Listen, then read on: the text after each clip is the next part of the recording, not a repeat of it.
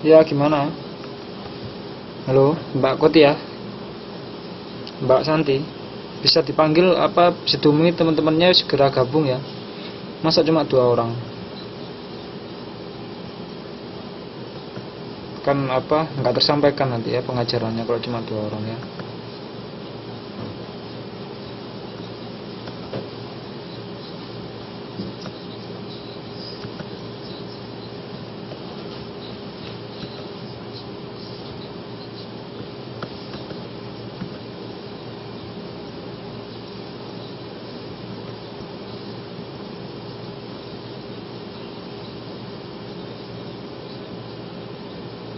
Sekaligus ini saya mau apa, ngopi dulu, ngopi rumus, karena ada pembahasan soal yang ada rumusnya ya.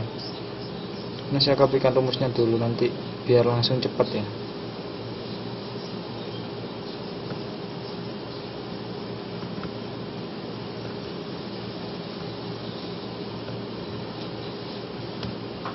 Gimana nih? Saya print screen nih.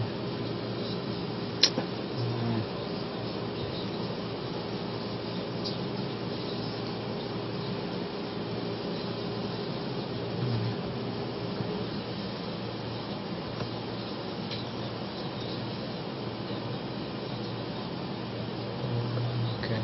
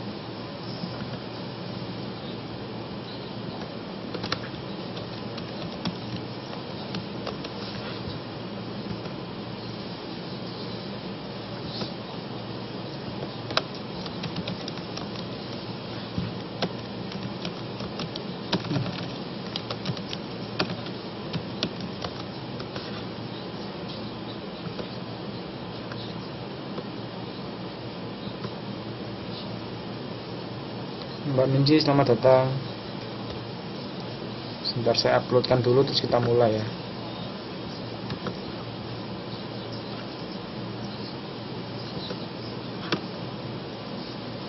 Oke, gimana? Gimana kabarnya Mbak? Puasa tadi? Gimana kabarnya Mbak Santi, Mbak Kotia, Mbak Minsi? Puasa-puasa gini masih semangat kerja, masih semangat belajar kah? Atau nggak kuat puasa malah?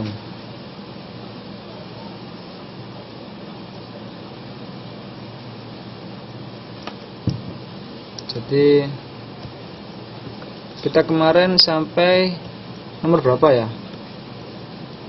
Kita kemarin sampai nomor berapa ya? Kalau nggak salah nomor 15 ya.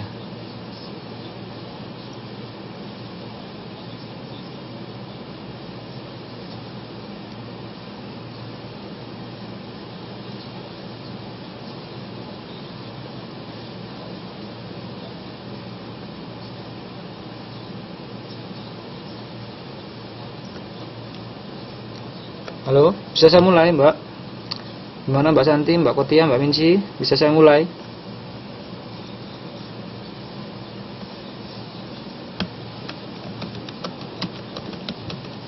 Kok nggak ada suaranya ya?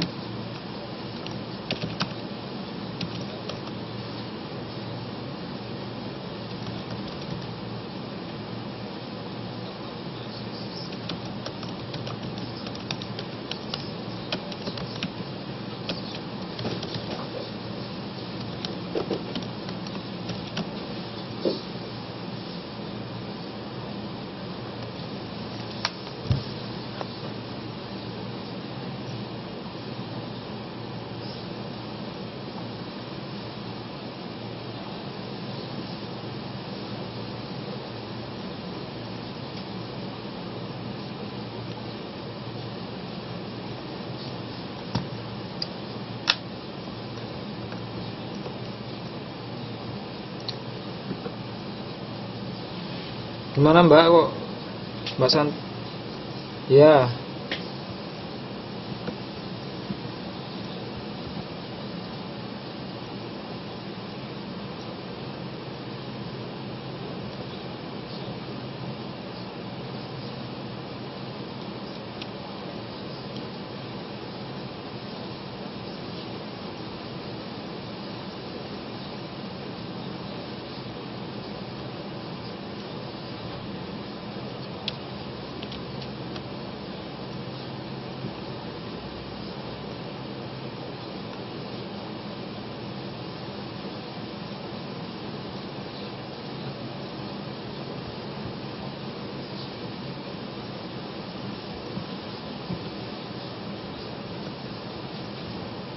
Iya ya.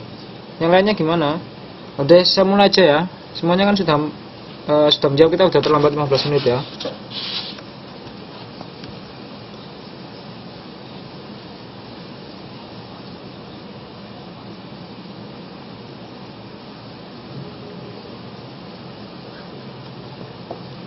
Jadi kemarin itu kan apa? Oke ya, saya mulai saja ya. Bismillahirrahmanirrahim. Kemarin kan kita nyampe nomor 15 ya.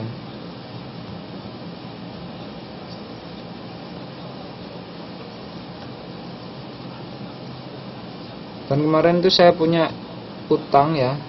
Utang teman-teman. Bom itu apa? Bom di nomor berapa ini tadi ya? Nomor 12 ya. Material hasil pos vulkanik ya. Bentar, saya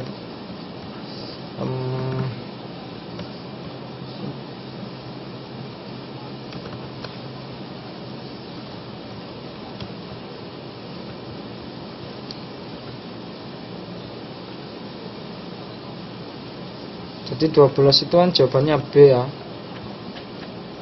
Saya belum bersuara, saya sudah bersuara.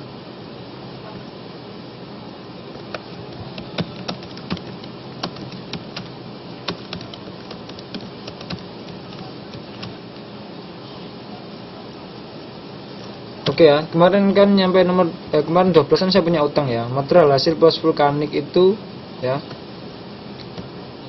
Itu jawabannya kan B, 12 itu B ya. 1, 4 dan 5. Movet 4 itu apa? Bom sama geyser ya. Ada di buku kan kemarinan sudah saya tunjukkan. Jadi bom itu batuan besar. Ya. Jadi bom itu batu-batu besar yang keluar karena yang terbentuk pasca terjadinya vulkanik ya. Bom ya. Sama kemarin saya punya utang apa ya? Membahas dekstral dan sinistral. Nomor 6. Nomor 6. Teman-teman sambil dibuka ya soalnya ya. Sambil dibuka, sambil dibetulkan jawabannya, sambil dicoret-coret ya. Enaknya sebenarnya di print kan, teman-teman tuh ada print, terus di print ya. Terus tulis ya. Nah, ini akibat yang ditimbulkan oleh gerak dua lempeng yang saling berpapasan atau transfer fault adalah jawabannya kan D, dekstral dan sinistral. Dekstral itu apa, sinistral itu apa ya? Jadi saya kopikan ya. Jadi ada di buku jawabannya. Di buku halaman berapa nih ntar? Kalau teman-teman mau buka bukunya, waduh nggak saya tulis nih buku halaman berapa nih? Lupa saya. Oke. Ada di buku ya sebenarnya. Jadi kalau teman-teman rajin buka buku aja ada ya. Dekstral itu apa, sinistral itu apa ya? Waduh.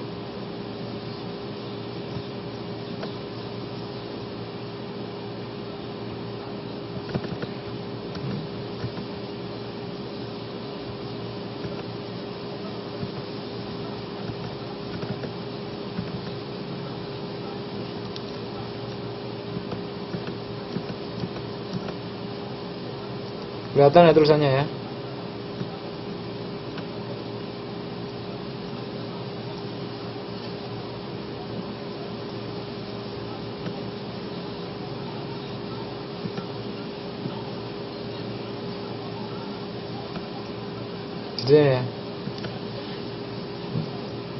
Jadi ini mungkin Mbak Minsi mungkin mungkin internetnya Mbak Min sih.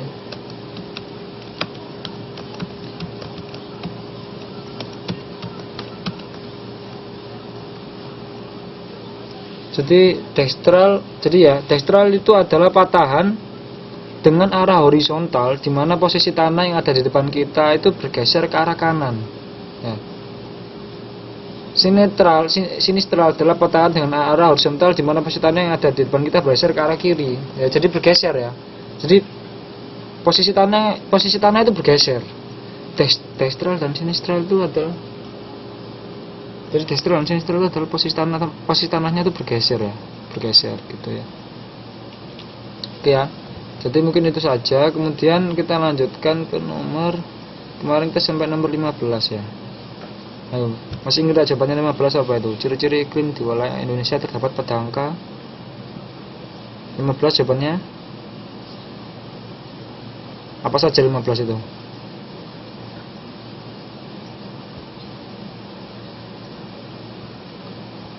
Jadi wah, teman-teman nggak ada memperhatikan apa ini ya.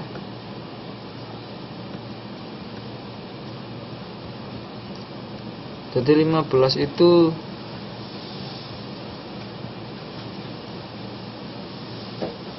jawabannya kan suhu, surat tatanan tinggi karena daerah khatulistiwa kan ya.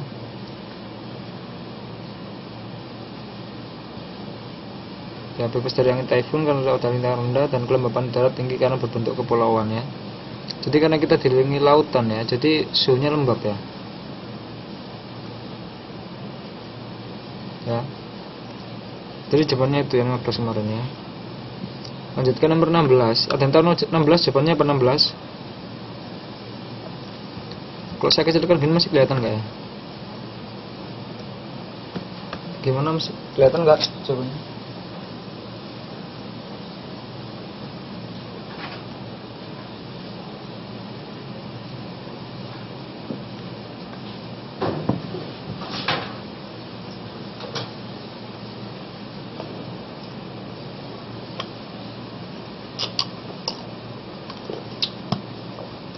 Oh gitu ya, saya besarkan lagi. Kalau segini kelihatan, sudah kelihatan segini.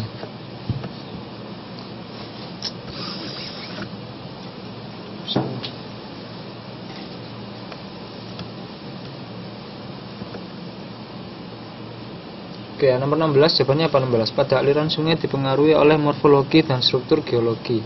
Pada aliran sungai di wilayah patahan adalah, jawabannya nomor 16 ada di buku ya. Di buku kelas 1 halaman 117. D ya, polatralis ya, benar ya. Jadi ada di buku kelas 1 halaman 117.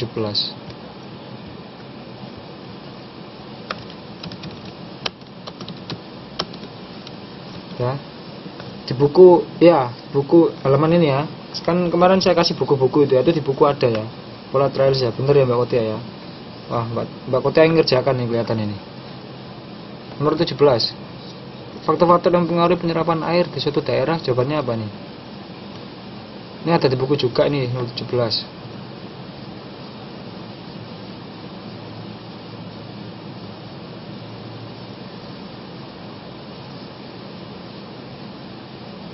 Tapi saya nggak nulis halaman berapa nih.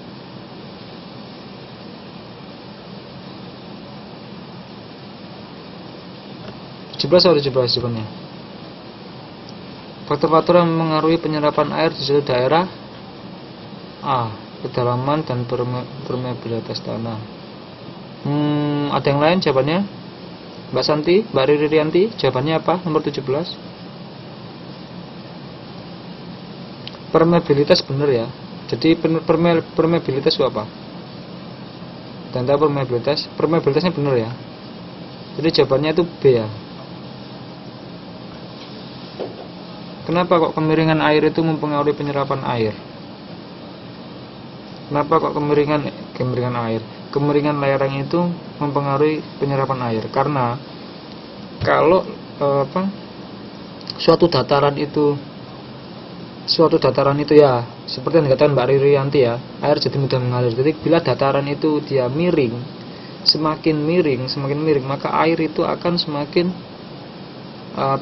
semakin cepat untuk mengalir ke bawah. Jadi dia air itu untuk terserap ke dalam tanah itu kemungkinannya lebih kecil, karena lebih cepat untuk mengalir ke tempat yang lebih rendah daripada tempat yang datar, seperti itu ya. Bisa dibayangkan Mbak Kotia ya. Jadi kemiringan lereng itu kalau dia semakin miring, air itu akan semakin cepat menuju ke bawah, menuju ke tempat yang lebih rendah. Makanya dari itu kenapa ada upaya-upaya untuk menghindari erosi ya, karena bila lereng itu terlalu miring itu akan mudah terjadi erosi ya. Jadi airnya itu akan yang terserap ke dalam tanah itu akan sedikit, jadi lebih banyak mengikis tanah ya, lebih banyak dia erosi ya.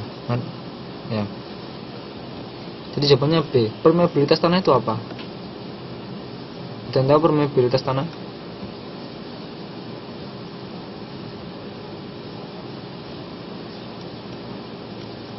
Apa permeabilitas tanah?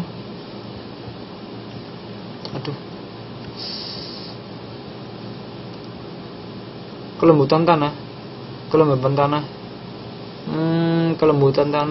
tanah kurang tepat ya. Jadi permeabilitas itu daya serap ya. Daya kemampuan. Sebentar, saya mau copy di mana yang jawaban ini. Jadi permeabilitas tanah itu kemampuan tanah untuk menyerap air.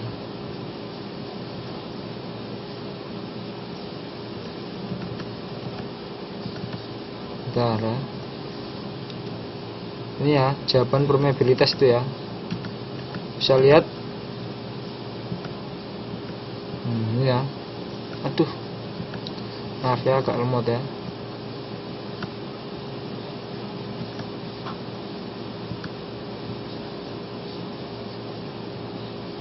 Bisa lihat semuanya?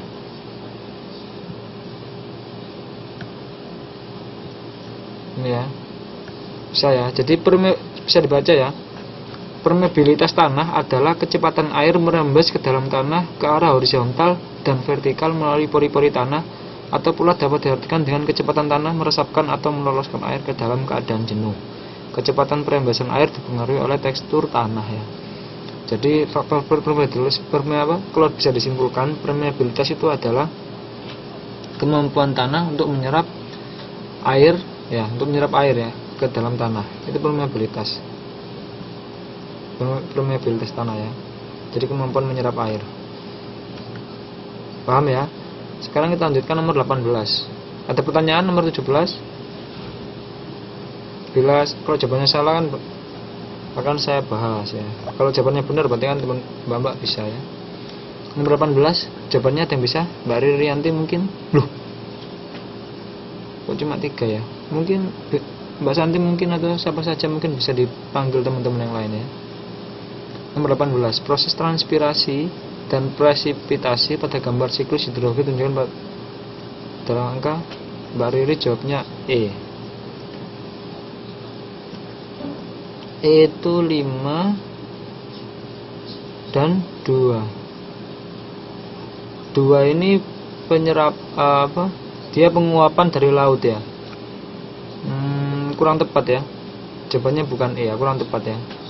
Harusnya 2 dan 5. E kan 2 dan 5. Bener kan 2 dan 5. Tapi kurang tepat ya, bukan penguapan dari laut ya. Kalau Mbak Kotia jawabannya B. B apa B? 2 dan 1. 2, satunya mana ya? Ini awan. Oh bukan ya. Jadi jawabannya itu adalah 3 dan 5 ya. Jawabannya itu C ya. Transpirasi itu apa ya? Teman-teman ada transpirasi. Jadi bukan penguapan dari laut ya, tapi penguapan dari makhluk hidup ya, dari tumbuhan. Jadi jawabannya itu C. Ntar saya jelaskan dulu ya. Transpirasi itu apa ya? Jadi jawabannya C. Ada di buku, teman-teman kalau mau buka bukunya itu ada di buku kelas 1 halaman 112. ya. Buka bukunya di buku yang saya kasih ya, buku kelas 1 ya, baru nemu kan di buku kelas 1 ya Mbak Mansi, silakan langsung gabung saja. Di buku kelas 1 halaman 112 itu ada ya. Bentar, ini saya kopikan jawabannya ya.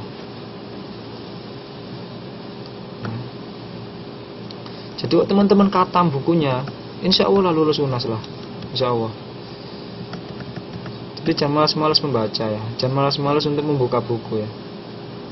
Oh iya, nggak apa-apa. Media apapun, asalkan media apapun untuk belajar, semuanya dihalalkan, asalkan dibaca dan pelajari. Jadi ini ya, saya bacakan ya. Transpirasi yaitu proses penguapan air dari tubuh makhluk hidup melalui aktivitas metabolisme organisme, tumbuhan, hewan, dan manusia. Kalau presipitasi itu curahan hujan ya, mencoba ya curahan hujan, guyuran hujan, presipitasi itu ya.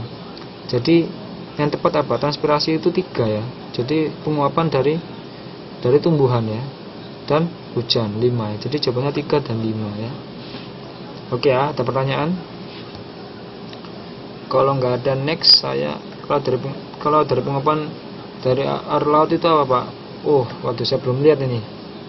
Coba buka sih. Semua saya bukakan dah. Saya buka dulu ya bukunya ya. Nah, kalau saat tapi kayaknya nggak cukup ini waktunya nih. Saya belum hafal. Saya belum hafal ini yang pelajaran kelas ini, kelas 1 ini. Saya ngajarnya belum sampai ini, jadi saya belum hafal. Mbak Riri mungkin bisa dibuka buku kelas 1 yang saya kasih kemarin, terus dibuka halaman 112 ini, sepertinya ada ya. Jadi proses ini ya, proses hidrologi ya, siklus hidrologi itu ada di situ ya. Tadi saya baca halaman 112, cuma saya belum lihat yang itu masalah laut itu. Terus kita masuk ke halaman 19 ya.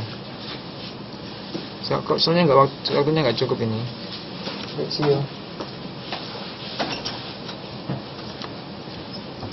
Daerah yang mengalami musim kemarau sesuai peta arah angin seperti gambar adalah 19, dan sudah jawab. Sambil saya buka buku kelas 1 aja lah. Buku kelas 1 itu mana ya? Ada yang bisa jawab itu?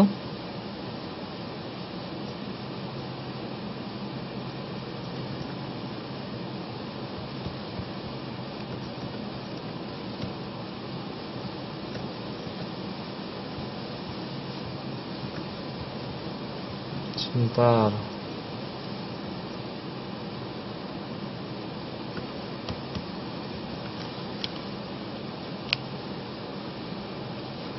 Jadi di buku itu adalah evaporasi Mbak. Menjawab jawabannya Mbak Riri nanti tadi ya, Mbak Riri. Jadi nomor 2 itu evaporasi ya.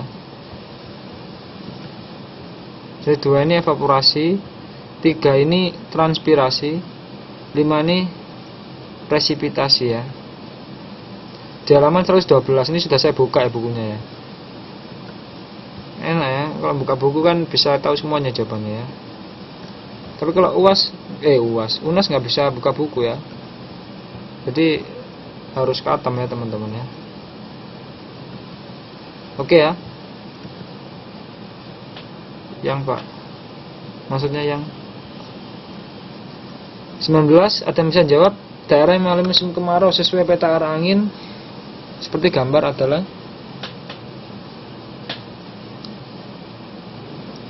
Ada yang bisa jawab?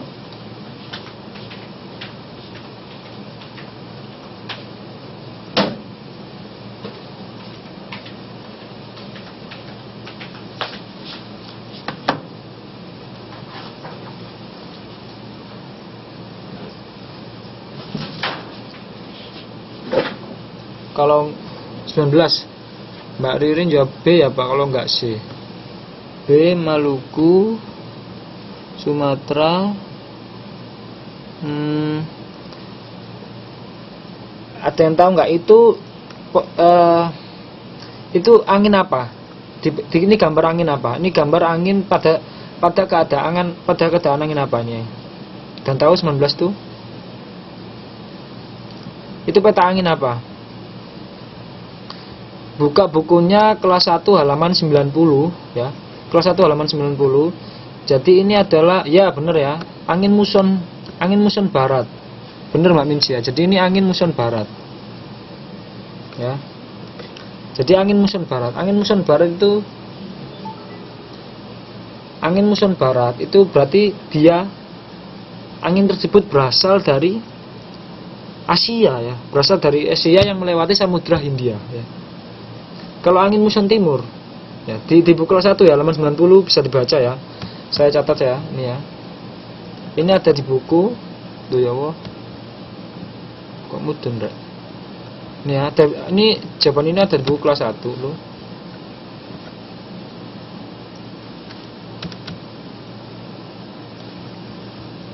Kenapa nih ya?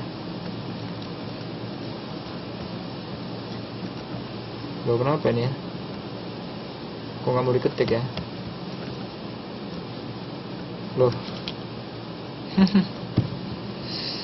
Aduh.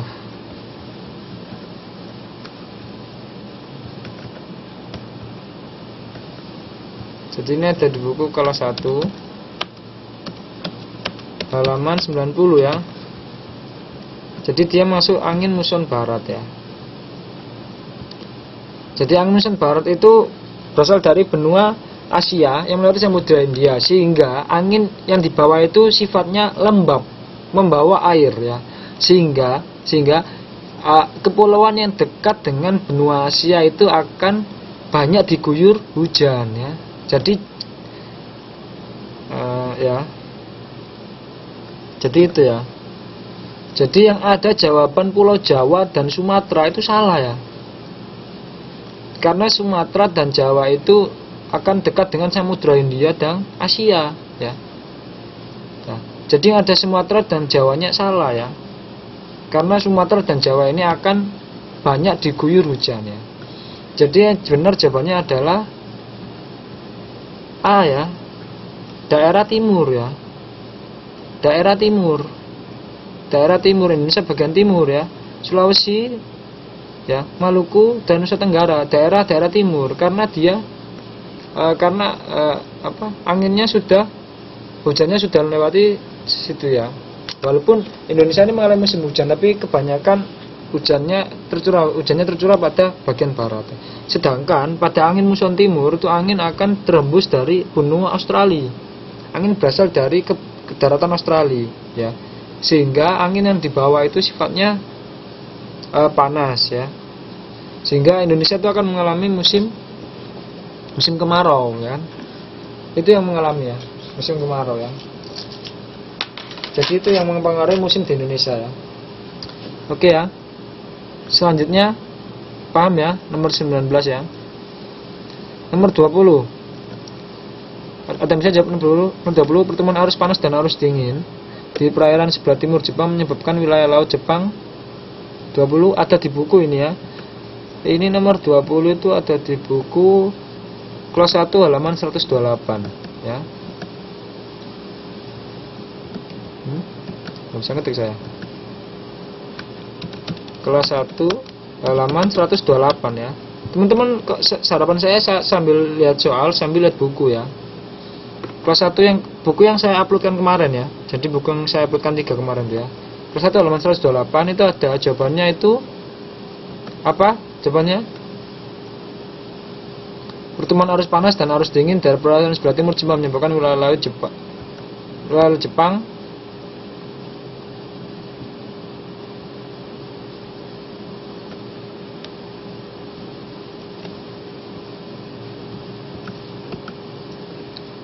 jawabannya apa? Saya kutipkan di sini ya. Kalau teman-teman belum bisa jawab, saya bahas ya. Tapi kalau sudah paham, tapi kok susah ini ya. Tapi kalau sudah paham, tidak perlu saya bahas ya. Tuh kecilan deh.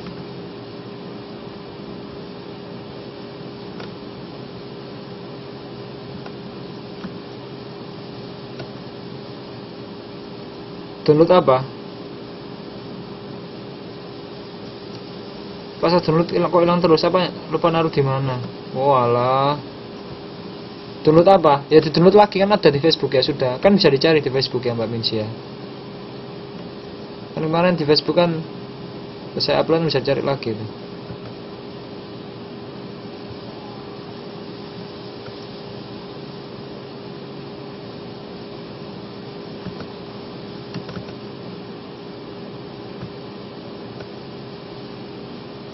Ya, jadi di halaman 108 ya, pertemuan antara arus panas dan dingin merupakan wilayah yang sangat dinikmati plankton, sehingga merupakan kawasan yang kaya akan sumber daya ikan laut ya. Oh, bukan B jawabannya, jawabannya C ya. 20 itu jawabannya C ya. Pertemuan arus panas dan arus dingin itu merupakan daerah pemusat, daerah yang paling disukai ikan ya. Oh, bukunya. Ya kan bisa dianu lagi, bisa di-download lagi Mbak Minsi, ya. Di sini kayaknya nggak bisa saya ngasih di sini. Udah, oh ya udah. Oke ya, jadi jawabannya Mbak Kotia jawabannya C ya, bukan B ya. Itu sudah saya kutip ya, jawabannya. Oke, ada lanjutkan nomor 21. Sekarang 21 Mbak. Fauna khas yang terdapat di Pulau Jawa, terdapat petangka, ada yang bisa jawab? Kita sedikit cepat aja ya. 21 jawabannya yang berada di Pulau Jawa. Itu sekarang masuk pelajaran kelas, ini masuk pelajaran kelas 2 ya. Flora dan fauna ya. D. D itu apa? 2 badak, 3 banteng, 4 lutung. Bener ya. Jadi jawabannya D ya. 21 D ya, sudah paham ya. Kita lanjutkan nomor 22. Persebaran hutan di Indonesia secara berurutan dari timur ke barat adalah, ini ada di buku juga, kelas 2 halaman 17. Nomor 22 ini ada di buku kelas 2 halaman 17 ya. Halaman 17. Apa jawabannya nomor 22? Persebaran hutan secara berurutan dari timur. Dari timur ya. Dari timur ke barat. Timur kan berarti yang paling timur apa? Papua ya. Barat berarti apa? Sumatera ya. Dari timur ke barat. Jadi buku kelas 2 halaman 17 ya. Jawabannya langsung saja, jawabannya E ya, nomor 22 itu ya. Sabana tropik ya, benar ya. Sabana tropik, hutan musim, hutan hujan tropik ya. Oh, bener Mbak Minsi ya, ya jawabannya ya. Ada di buku ya, tadi sudah saya kutip ya. Mungkin teman-teman, saya harapannya teman-teman sambil nyatat ya, jadi nggak hanya lihat ya. Jadi harapan saya ini teman-teman itu sambil nyatat, walaupun nggak di print, tapi ada catatan di buku ya. Ada catatan di buku. Ya. Mungkin internetnya Mbak mungkin ya. Jangan. Oke, kita lanjutkan nomor 23. Pulau Jawa bagian utara memiliki pantai yang landai dan suhu udara antara 26,3 derajat Celcius sampai 22 derajat Celcius, menjadikan aktivitas penduduk sebagian besar sebagai 23. Gampang lah, kelihatan banget lah dari soalnya ya. 23 B loh, kok petani memiliki pantai yang landai. Coba terlihat sekalian ya, nelayan. Masa petani mau bertani di pantai yang landai? Buat apa? Bagian utara memiliki pantai yang landai ya, nelayan ya. Ya kalau nggak cocok ya, masa ya. Jadi sebenarnya ya, paham ya. Oke, nomor 24. Ada yang bisa jawab faktor klimatik ya. Ya benar Mbak Minsi, jawabannya Faktor klimatik yang paling berpengaruh terhadap persebaran flora di muka bumi adalah nomor 24. Ada yang bisa jawab?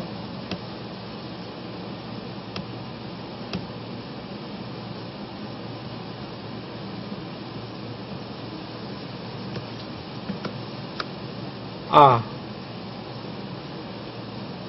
Topografi, curah hujan, dan temperatur. Enggak ya. Ini ada di buku tadi, cuma saya enggak nyatet di halaman berapa nih. 24 itu jawabannya E ya. Persebaran flora. Flora itu apa? Jawabannya E. Flora itu apa flora? Tanaman ya, tumbuh-tumbuhan. Flora itu tanaman, tumbuh-tumbuhan ya. Jadi yang pengaruh ya curah hujan, temperatur, dan kelembaban udara. Bener berarti Pak saya tadi. Oh ya bener. Ya. Jadi topografi itu apa? Topografi. Ada yang tahu topografi enggak? Topografi itu bentuk permukaan bumi. Ya. Topografi itu bentuk permukaan bumi. Gambaran bentuk permukaan bumi. Jadi kurang berpengaruh terhadap persebaran flora ya. Jadi tanaman itu kan yang tumbuhan itu kan yang paling berpengaruh kan apa? Curah hujan, temperatur, suhunya, dan kelembapan udara ya. Kan ada itu tanaman yang dia butuh air yang banyak ya. Kayak padi kan butuh air yang banyak. Ada juga tanaman yang nggak butuh air yang banyak. Misalkan apa? Kaktus ya kan. Dia kalau dikasih air banyak malah mati ya kan. Harus air yang sedikit ya. Jadi seperti itu jawabannya ya. Oke, bisa dipahami. Nomor 25. Kelihatan nggak baca buku Pak, jawabannya banyak salah loh. Iya, makanya saya bilang teman-teman terserah teman-teman belajar mau pakai media internet, pakai media apa saja ya. Ya, itu terserah, asalkan teman-teman ngerti ya. Cuma kalau di kelas saya kan saya kasih modul ya, biar pelajaran kita terarah ya, biar sama-sama terarah, biar saya tahu jawabannya ini, halaman ini, teman-teman bisa tahu juga halaman ini. Ya itu.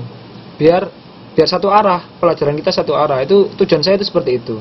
Cuma kalau teman-teman mau pakai media Google apa kan bisa, terserah ya. Oke, nomor 25. Gampang nih 25 nih, pola pergerakan atau mobilitas yang dilakukan penduduk seperti gambar adalah B. Transmigrasi. Apa transmigrasi itu? Transmigrasi apa? Bener ya, jawabannya transmigrasi ya. Mantap ya. Jawabannya transmigrasi, perpindahan penduduk dari provinsi. Dari provinsi kemana? Kurang panjang, kurang lengkap, ke provinsi lain. Oh, udah jelas. Oh ya, sudah jelas ya. Saya kopikan aja lah.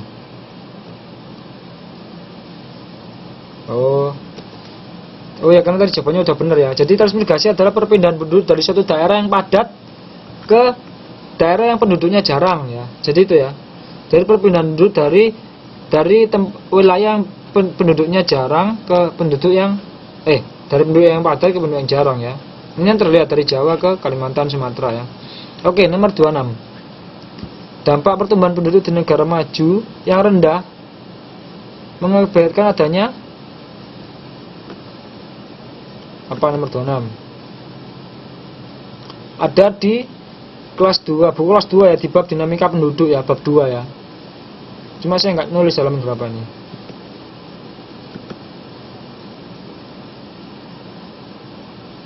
Dua 26 itu jawabannya rendah apanya Pak? Ini dampak pertumbuhan penduduk di negara maju yang rendah.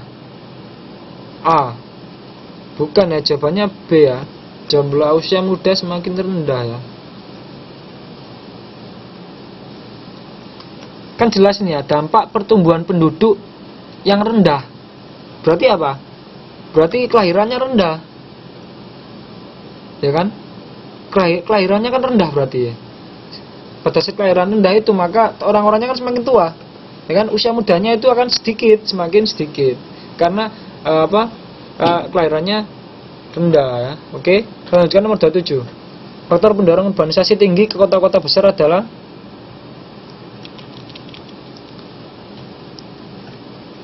27. Gampang 27 ya. D ya, bener ya. Lapangan pekerjaan terbatas ya. Jelas ya. 27 ya. D. Oke, nomor 28. Sumber daya alam biotik. Wah, ini gampang nih. Kemarin kan pelajaran saya nih. Awas sampai nggak bisa ya. Ini pelajaran saya nih. Sumber daya alam biotik terdapat pada angka. Kemarin yang kata jawaban ini, kemarin yang nilainya bagus saya ganti jelek. Ini kan pelajaran saya kemarin. Ayo. Sumber daya alam biotik terdapat pada angka Ayo, ini ada di pelajaran saya kemarin. Saya ngajar ini ke teman-teman angkatan 1 ya. Sumber daya biotik. Mbak siapa? Mbak Kotia. Mbak Kotia ini nilainya kok nggak salah paling bagus ya. 3 4 panas bumi 5. Panas bumi. Bener nggak panas bumi? 8. Panas bumi apakah biotik?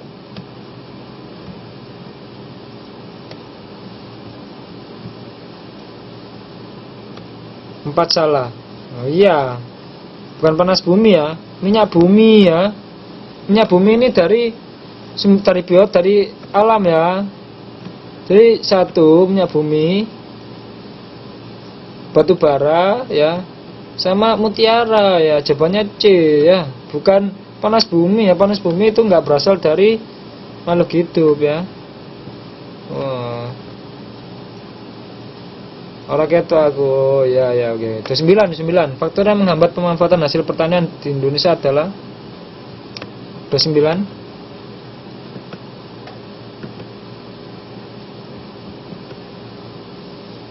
A ya, SDM belum dukung ya. Ya, bener ya. Bener Mbak Riri ya. Jadi menghambat faktor pertanian. Nomor 30. Penerapan pembangunan berkelanjutan bertumbuh ada 3 pilar utama, yaitu 30.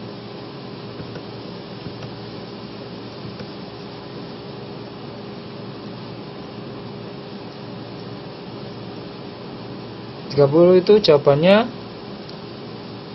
A ya, bener ya. Ekonomi, lingkungan hidup, dan sosial ya, bener ya. Jadi ada kemarin ada dibahas ya. Nomor 31, pemanfaatan lingkungan hidup yang sesuai dengan pembangunan berkelanjutan adalah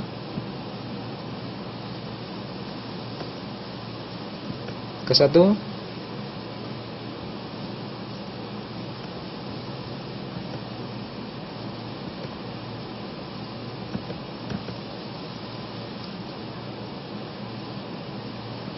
Ke 1 ini pemanfaatan lingkungan hidup yang sesuai dengan pembangunan berkelanjutan.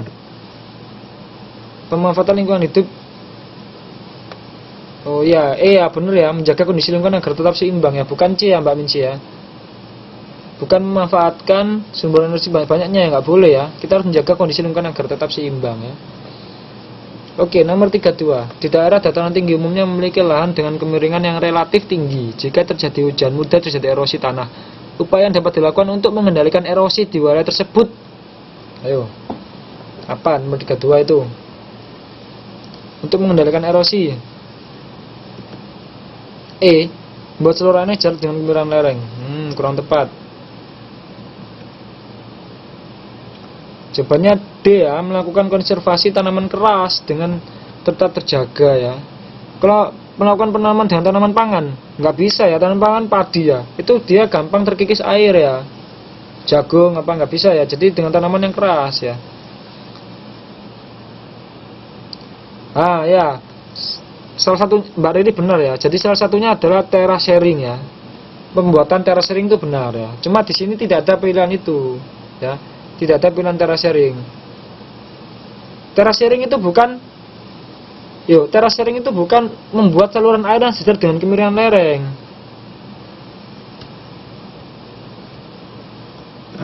Sebentar ya.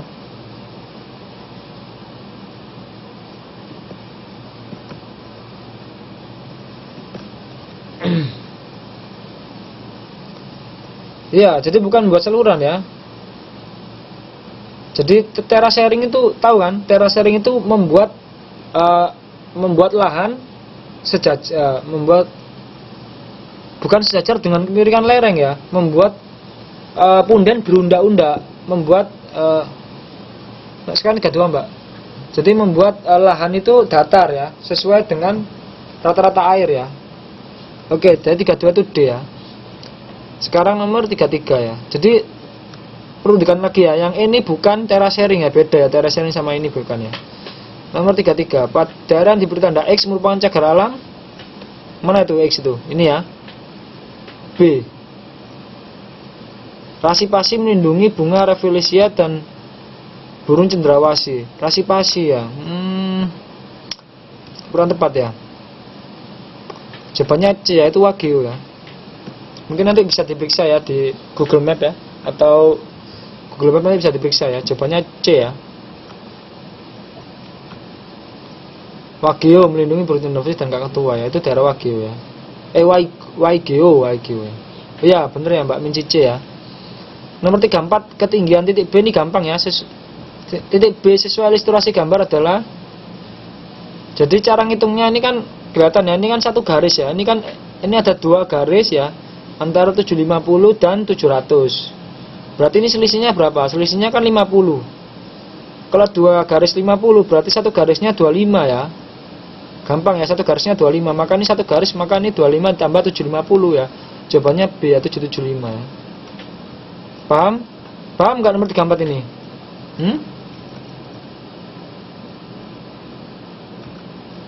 Gampang ya? Enggak. Oh. Saya ulangi lagi Mbak ya. Mbak nanti Mbak Kota belum paham ya. Saya ulangi lagi ya. Jadi ini kan tadi nguntungnya. Nah, belum Mbak Riri ya, satu garis itu 25 ya. Jadi kita kan lihat di sini ya. Ini kan ada dua garis. Jaraknya 750 sampai 700. Ini selisihnya kan 50. Dua garis ini selisihnya 50. Maka kalau dua garis 50, maka satu garisnya berarti 25 kan ya. 25. Sedangkan jarak B itu adalah satu garis, berarti 25 ditambah 750. Berarti ini 775. Kalau di sini berapa yang di tengah ini? Yang di tengah ini berapa? Berarti ini kan 725 ya kan? 700, 725, 750, naik lagi jadi 775 ya. Jadi B itu jawabannya 775 ya. Gimana Mbak? Katanya udah paham?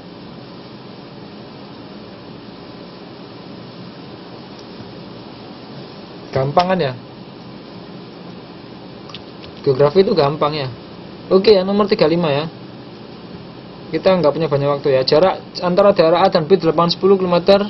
Jarak A, B, beta 20 cm, maka skala peta tersebut adalah 35. Gampang tuh. A loh, bukan. Kok A? Wah, ngitungnya gimana itu?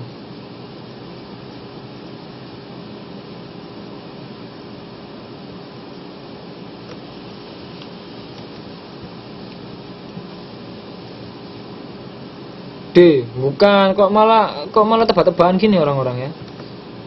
Jangan main tebak-tebakan ya. Dihitung ya. Ntar ini saya kopikan ya.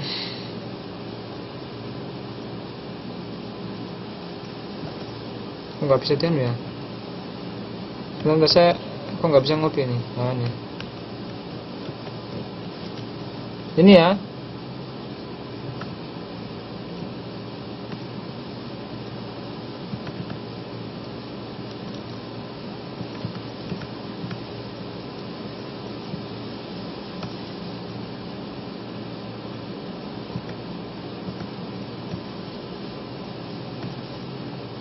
Ini kan ya.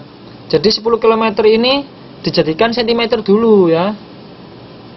Iya, jadikan cm dulu ya. 10 meter sama dengan berapa? 1 juta cm ya. Berarti kalau di peta itu 20 cm, berarti maka skalanya adalah 1 juta dibagi 20 ya. Jadi 50.000 ya. Jawabannya itu 1:50.000. Paham nggak?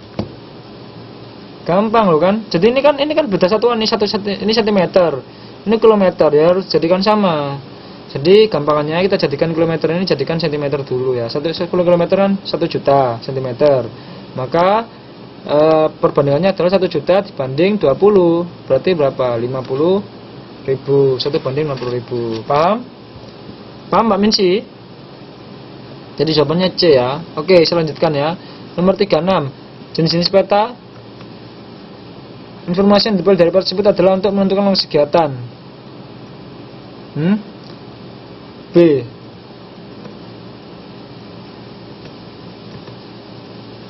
Tiga 36 itu A ya jawabannya ya. pertanian ya, peta curah hujan dan topografi ya, kan keadaan pertambangan itu enggak, peta curah hujan itu enggak ngaruh pertambangan ya. Jadi pertanian jawabannya. Nomor 37, sekelompok pelajar SMP sedang merencanakan kegiatan pendakian gunung. Jenis peta yang diperlukan untuk mendukung kegiatan pendakian gunung adalah, iya waktunya mau habis mbak, nggak cukup waktunya. 37 jawabannya itu bukan B ya, tapi E ya, topografi ya. Topografi itu peta yang menunjukkan keadaan alam ya, keadaan alam suatu tempat. Jadi gambaran kontur tanah ya. Nomor 38, wilayah yang cocok digunakan untuk mengembangkan industri hasil pertanian sesuai gambar adalah 38.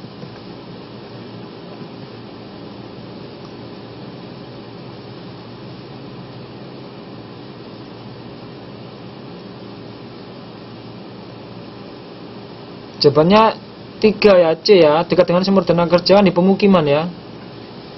8 itu ya. Oke, nomor 39. Manfaat citra penginderaan jauh dalam bidang geologi dan lingkungan adalah 39. Sambil catat ya, nanti dipelajari lagi ya. Saya skip aja. 39 itu B ya, pemantauan wilayah bencana alam ya. Nomor 40. Objek yang tergambar kemungkinan adalah apa nih? Tekstur halus, warna berbeda jelas terhadap sekitarnya dan mencerah, berbentuk panjang dan lebar seragam dan seluruh. Jalan ya ini ya. Jalan, 40 itu jalan ya. Manfaat sistem informasi geografi di bidang kehutanan adalah apa manfaatnya di bidang kehutanan? Ini kelas 3 ya. Pelajaran kelas 3 ya. Mungkin teman-teman belum tahu ya kelas 3 ya. Belum familiar. 41 itu D ya. Inventarisasi produksi tanaman keras ya. Bukan A mbak, tapi D. Nomor 42. Keunggulan sistem informasi geografi terdapat pada angka 42 itu C ya. 2 dan 3 ya. 2, 3 ya. Nomor 43. Kualifikasi pada desa Sukaraya terdapat pada angka. Manipulasi data itu merekayasa data ya, jadi merubah data. Jadi misalnya ada data ya, data itu kita kerjakan ulang. Memanipulasi itu mengerjakan ulang, jadi dirubah. Jadi data yang sebelumnya ada itu kita rubah ke bentuk yang lain seperti itu manipulasi ya. Seperti itu. 43 apa nomor 3? Desa swakarya itu desa yang bisa memenuhi kebutuhannya sendiri ya, desa swakarya itu ya. Jadi 43 itu jawabannya D ya. 43D. Oke, saya kasih jawabannya aja ya. Nomor 44 itu jawabannya, bisa catat ya. 44 itu jawabannya C ya. Oh. Aduh. 44C ya, kemungkinan kelas menengah. Langsung catat aja ya. 45E. Catat ya, nanti mungkin bisa tanya. Kalau misalkan ada pertanyaan bisa chat sama saya ya. 45E.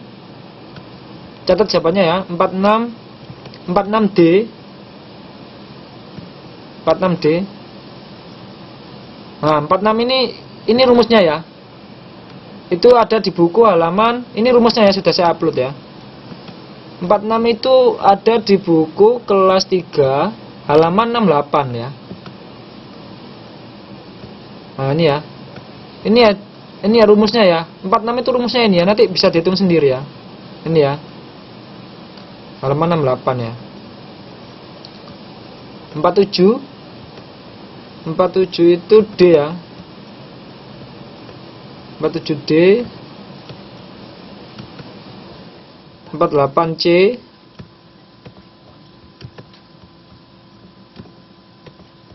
48C, 49C, 50C ya. Oke ya. Oke ya. Oke ya, maaf ya karena waktunya tidak cukup, dan mungkin nanti teman-teman kalau misalkan mau ada pertanyaan mungkin bisa chat saya ya. ada pertanyaan tentang soal ini tadi ya. Oke.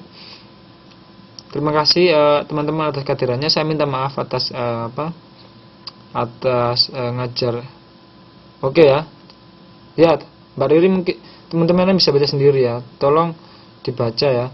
Mungkin karena tadi banyak teman-teman datangnya juga kurang lengkap, maka diundur ya.